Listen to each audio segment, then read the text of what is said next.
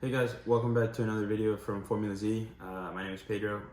I'm Chris, and we're here to walk you through kind of just some of the basic starting steps if you're looking to buy a Mini Z, specifically the MR03s, and just some of the lessons you can learn to not make some stupid mistakes. A lot of them.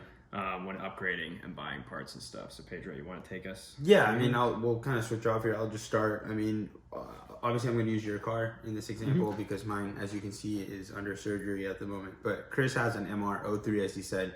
That's the new upgraded chassis from the MR02. His specifically is a rear mounted. So that's the first thing I think we should talk about. Absolutely, yeah. There's different mounts that come with these cars. There's rear mounted, there's middle mounted, there's LM, there's just couple, 3 or 4 different mounts. And the main difference between the mounts mostly is just to fit whatever body you have. Like you can see I have the Toyota 86, FT86 here. Pedro's got the new ZR1. And his is a middle mount body where mine's a rear mount just because of the slight difference in the distance between the wheels. But also, as Chris learned, it also has to do a lot with the height of the way the car rides. So Chris, for example, this is good. We can get into this right away. The first thing Chris decided to upgrade in his Mini Z was tires. I can't blame him. They look pretty cool. I did the same thing. I got lucky because I honestly just guessed. All the parts I first ordered, I guessed and I landed it. And it was great. But that wasn't the case for Chris here. So Chris can explain a little bit more of what happened to him with his car. So I got these awesome, sweet white rims thanks to PN Racing, which you guys will be, I'm sure, learning a lot about. You guys will hear about them a lot. But so the thing is, the wheels have an offset. And when you buy your car, usually even on the Amazon page or wherever you buy it, they'll have all the stats listed for your specific model. You need to check what the offset is naturally on your car and what it's meant to run with, because I got these are the fronts, which are really F3s. So these ones had a +3, I guess, offset. We believe, honestly, that's the only way it makes sense because that's how I found my fitment and it worked. If anybody knows how the fitments work specifically for PN Racing's wheels, like F3, F2, I'm guessing it is the offset. But that's somewhere where, I mean, you got a smaller offset and it worked, right? Right, and in the rears, I got no offset. And they were still the giant 14 millimeter wide ones, and those were fine. They didn't rub at all, but I did end up, because I didn't want to have to order some new rims, I love the way these looked and everything, I ended up having to shave down the edges of my wheel wells here so that the wheels wouldn't rub when they went, which isn't super noticeable. Upcoming wide body kit, but not something I would recommend. I would definitely just recommend reading everything you can and making sure you get the right wheels for your body. Yeah, and they look like they make a huge difference. I made the first mistake. Actually, I didn't get so lucky on the fronts. The 14 millimeters in the back for me, which I used the PN Racing, these really cool kind of neon greens. And I got these ultra softs at first, and they were 14 millimeter in the back, and that fit. But the front, I got the slicks softs. However, I got no offset, and my car requires a 2+ offset. So I ordered the 2+ offset ones, put them on there, and they run like a charm. I mean, the car really, really grips. So it's important to get that offset right. Also, to fit your body, you don't want it rubbing at all. Yeah, because when they rub, it basically can't rub. And you can tell. I mean, the car will just stop. You can tell if something's going on. So based off of that, to add on, I would say second upgrade you should absolutely get is your T plate. And what that is this plate right here that is shaped in a T. Chris's car is a rear mount, like we said. His car requires a specific type of T-plate. So Chris, again, as you can see, there's a bit of a pattern forming here. I ordered this awesome, cool silver carbon fiber T-plate, which is for a middle mount, and it is very hard to tell even from the thumbnails and the little images on the websites, because that just this little section right here is just a few millimeters longer for the rear mount. Took us something 45 minutes to realize, oh, maybe it's just not the correct mount. You're also definitely going to need to be. So, yeah, for me, and we'll get to why my car's kind of broken. Here's the motor of my car at the moment, but my T-plate did fit. So Chris said, oh, well, just because you have a middle mountain car, you know, I should be able to get the same upgrades you got. No, not the case. So learn from that, because it can be expensive too, and it's just like you want to get those parts in your car as soon as possible and use them. And pretty much from as far as our experience, almost everything Most things, I should say, are different between Absolutely. the two. The springs mounted on the back, the wheels, I would say the next part is the only one that's different, which is the third part you should upgrade. So we got wheels, T-plate, now we got the diff. The differential is a must. I went with the Kyosho ball bearing diff. So keep in mind there's different types of diff. There's ceramic ball bearing, there's limited slip diffs. I can't believe these cars actually have a limited slip diff option, but they do. Like, that's so cool. That's like, that's why I like real cars. It's awesome. But you can get different differentials. I went with the Kyosho ball bearing, but keep in mind when you're getting differentials, again, there's options. Middle mounted, rear mounted. Keep an eye on that as well. Also the width of your wheelbase, sorry. Yeah. You gotta always match it. So there'll be like 98 millimeters, different sizes for them. So that's very important when you're buying this. So just always make sure. It's not like a little round robin where you just pick random parts. I thought that at first. I got lucky. Chris didn't. Don't try to get lucky. Don't be a Chris. Yeah. So the next part, I would say that's a very important to upgrade is the screws. I took a little bit. As you can see, I haven't even been able to do it yet, but now that I'm taking apart my car, I would say, I'm going to take advantage and just replace all my screws with titanium screws. They look cool and they're better. And I don't know if you want to explain the servo gear, which actually we forgot, which is very important, but that's true. Unfortunately, we don't have a servo gear to display to you. I thought I might still have a box. If you go on any website with parts, I recommend Kenon RC, Kenon RC. Google them. They're out of California. Fantastic. Thank you guys. Great customer service. Just incredible people. They have everything you need. Mm-hmm. You'll run into a lot of brands such as PN Racing, but this is Kenon Inc. That's where I would go. They have a bunch of PN Racing parts there. They're, I think, the world's largest distributor. They gotta be something. And they should be. They're great. They have everything. What were we talking about? I don't know. Well, yeah, I don't know. Actually, one thing we can jump on while we're in the midst of forgetting. One thing I would recommend that we didn't think about and kind of just got as something that was cool at first, just for looks and everything, was these front shocks here for the front wheels. The ones that came with its stock, very small, were also extremely stiff. And I just assumed that was kind of the way it was supposed to be. We got these boys, and they have way more give, way more poppy, and it's noticeably different. Oh, the servo gear. That's what the servo gear about. So you want to replace the servo gear. There's a plastic one in there. It's also called the fourth gear. It'll run you about $8. I would get the brass one, either Kyosho or PN Racing. They're both always going to be fine.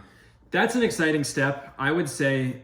But take your time. A word of advice, that should be one of the ones where if you're just looking to get into it, drive it, have fun, get some upgrades, see if there's a difference in everything, what you want to spend your money on, get the tires, get the differential, get stuff like that. But maybe avoid the servo gear just for a little bit, because that's the first upgrade that you're going to have to do, where you're actually going to have to take the entire body apart, remove all the screws, take everything out, go underneath all the electronics.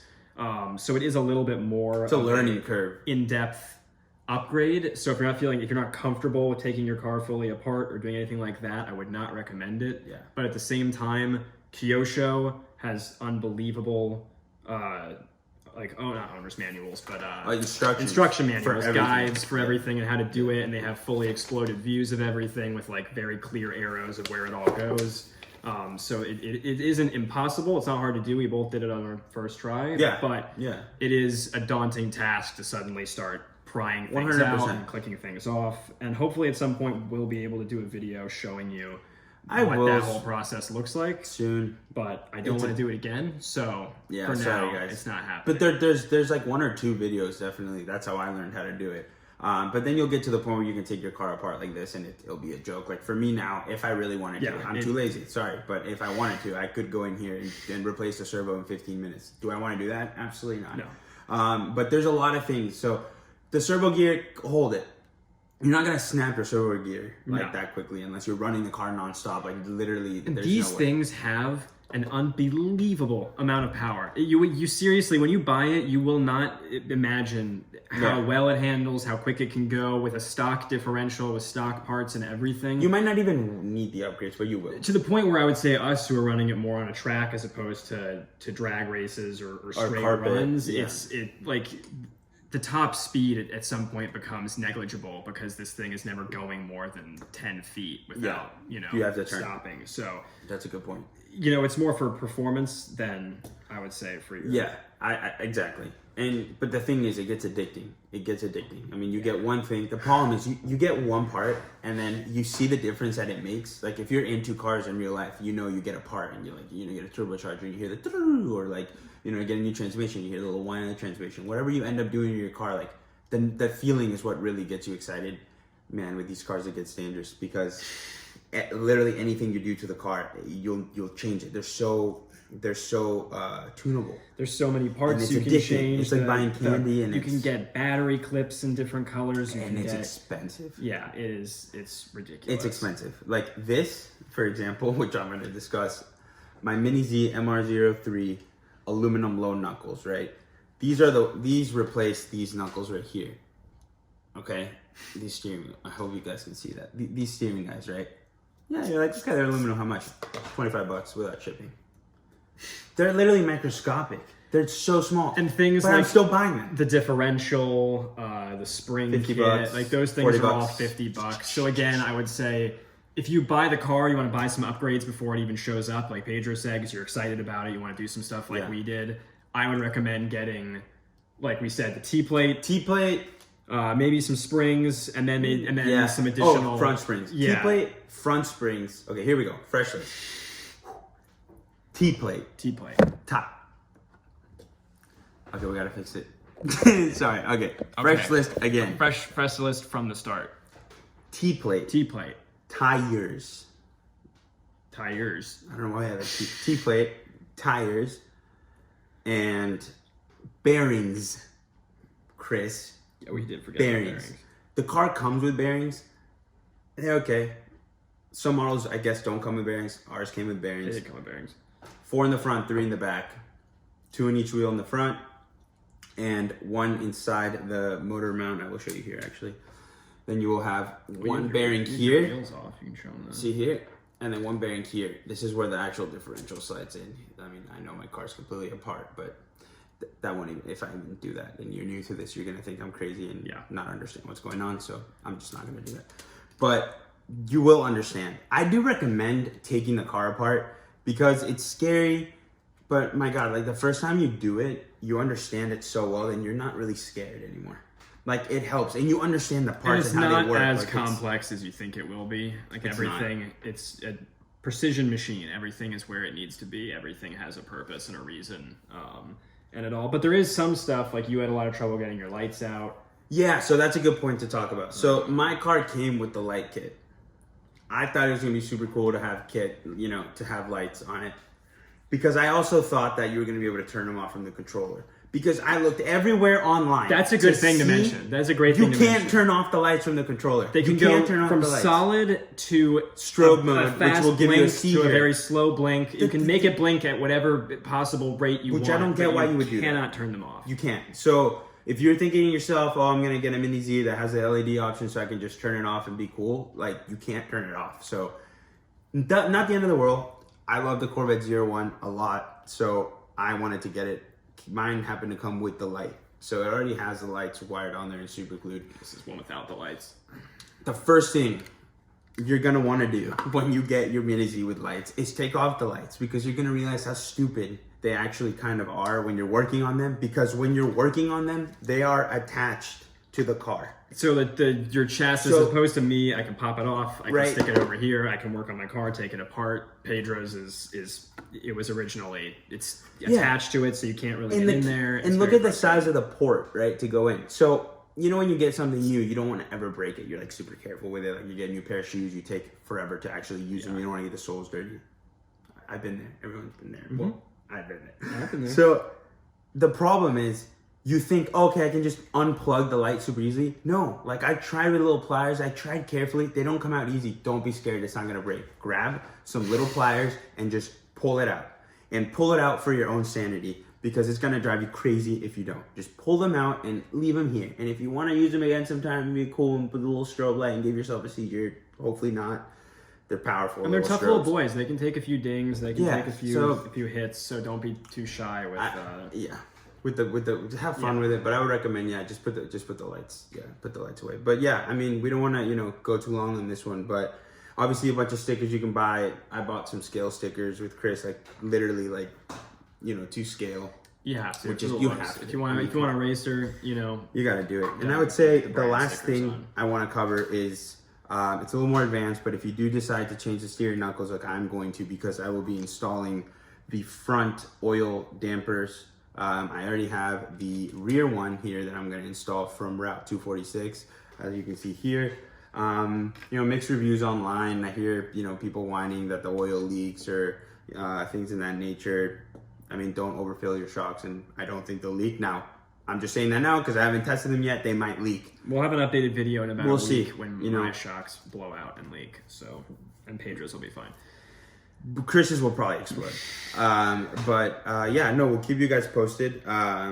If you guys have any questions, just drop a comment. Well, we can always answer questions. Videos, anything you want covered, let us know, and we'll try to do our best to cover it for you. We'll be testing these cars. So I think in conclusion, just do your research. Make sure you find that little blurb on the description of your car. Screenshot it on your phone and just have it for parts. What size all your stuff is, what rate it should be. Get some parts and go out there and race. Have some fun. Enjoy, guys. These things are addicting. I'm telling Catch you. you next time. See you later, boys.